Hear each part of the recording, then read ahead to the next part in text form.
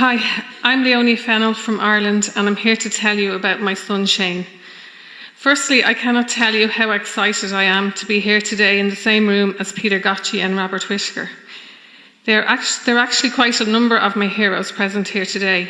There is Mr. and Mrs. Antidepresivos, who have done Trojan work in documenting SSRI-induced deaths in the UK, and my fellow speakers whose stories you will read in Peter's book, including my Irish friends Stephanie and John. I have so much respect for you all, and you should know that it makes this life we now lead just that little bit easier. I am here to tell you about Shane. Shane was my handsome, happy, friendly and very caring son. He was my eldest child and had younger siblings that he loved to distraction. They had a mutual admiration society going on. Every weekend, Shane would come home from college to take his brothers to the beach or to the cinema. He would wind them up, tiddle them, annoy them, love them, sing inappropriate songs to them, and teach them random skills like the distracting hand. This is where he would distract them with one hand and then he would tiddle them or slap them with the other, leaving them in hysterics. He would then leave for college, leaving me to calm them down and clean up the mess he left behind. In 2009, Shane broke up with his long-term girlfriend, Jen. He was 22 years old and was a final year student of theology and Irish. While parting ways was his idea, very soon afterwards, Shane regretted breaking up. At this stage, his girlfriend had moved on and was seeing someone new. Shane found that difficult, but to take his mind off his love life, he decided to do some travelling. He went to stay with a cousin in Thailand and then on to Australia, but he missed his family and friends too much and came home early. I then persuaded him to see a doctor, thinking that maybe he might be suffering from more than just heartache. I thought it could be this depression that seemed so prevalent everywhere. I even have a vague recollection of discussing with him that it might be a chemical thing. I had totally bought into the idiocy that pharmaceutical companies and psychiatry has pushed on us, the chemical imbalance fraud, although I wasn't to discover that till later. Although Shane had little previous history with doctors, he agreed to go. This proved to be the worst decision of our lives. For his heartache, Shane was prescribed a month's supply of Lumbex citalopram, also known as Cipramil and Celexa, and began taking it as prescribed. In Ireland and other countries, the patient information leaflet states, "Tell your doctor immediately or contact the nearest hospital if you have distressing thoughts or experiences during the treatment." Bearing that in mind, on day 3 of taking citalopram, Shane phoned the doctor to say he didn't think that the drug suited him, that he had a swollen tongue and the drug was making him feel weird. He wrote on Facebook that he thought he had the flu. Despite what the patient information leaflet says, the doctor told Shane to keep taking the drug, to persevere with the treatment. Instead of improving, he began to get very restless and agitated. He couldn't keep still, was insistent on constantly moving, which was very unlike him. I later found out that this was most likely drug-induced akathisia. On day 5 of taking citalopram, Shane took the remaining 23 pills altogether in an attempted overdose. He awoke the following day and phoned me. I picked him up and brought him home.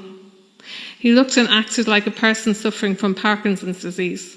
His mouth was shaking and he seemed really awkward on his feet, just like I am now.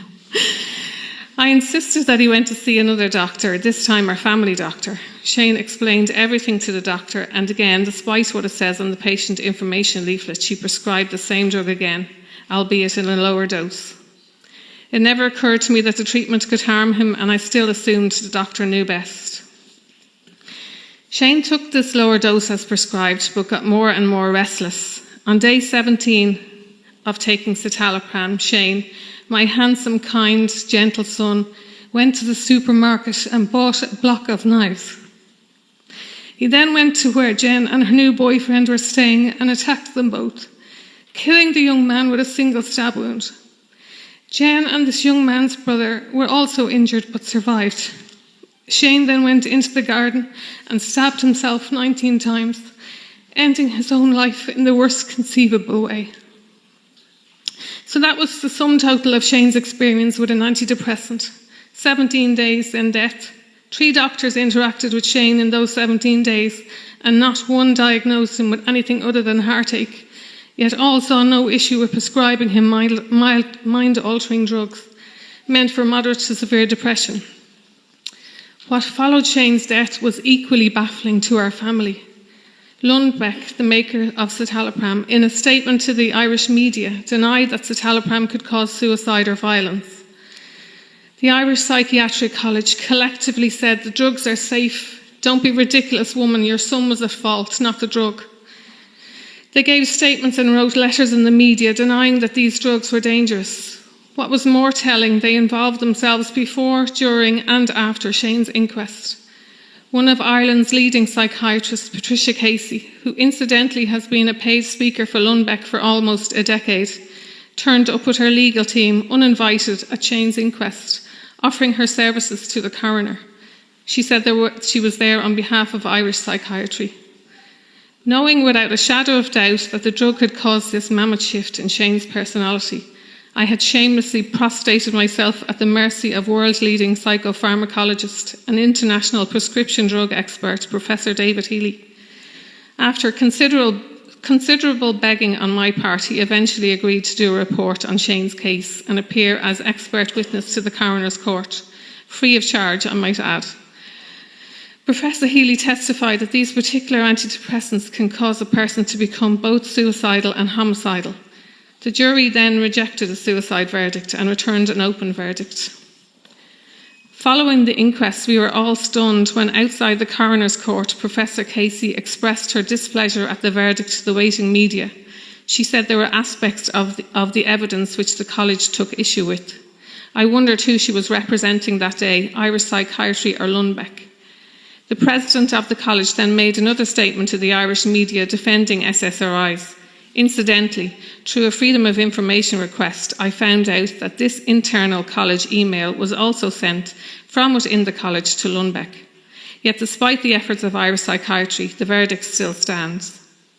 It seems to me that the Irish College of Psychiatry used their own version of the distracting hand that day and muddied the waters just enough to curtail the media's reporting of the dangers of SSRI antidepressants.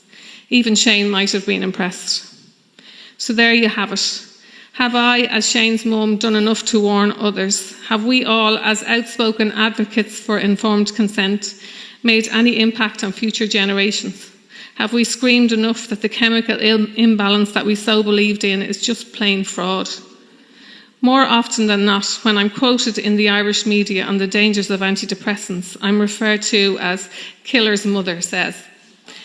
If that is what it takes to warn others that these drugs are highly dangerous and not the harmless little sadness neutralizers that the drug companies portray, then I'll reluctantly accept this title. Not for any noble attempt at martyrdom, as Tony will tell you, I'm no Mother Teresa, but for a young man who was known by his tutors as An Creemore, Irish for the big heart, and for another young man who should also be alive today. People ask me what I could have done differently. I would never, ever, ever have brought my son to the doctor. If I hadn't, both young men would be alive today. Furthermore, I now research any drug given to my children, prescribed or over the counter. We deserve to know all possible outcomes. Informed consent is a basic human right.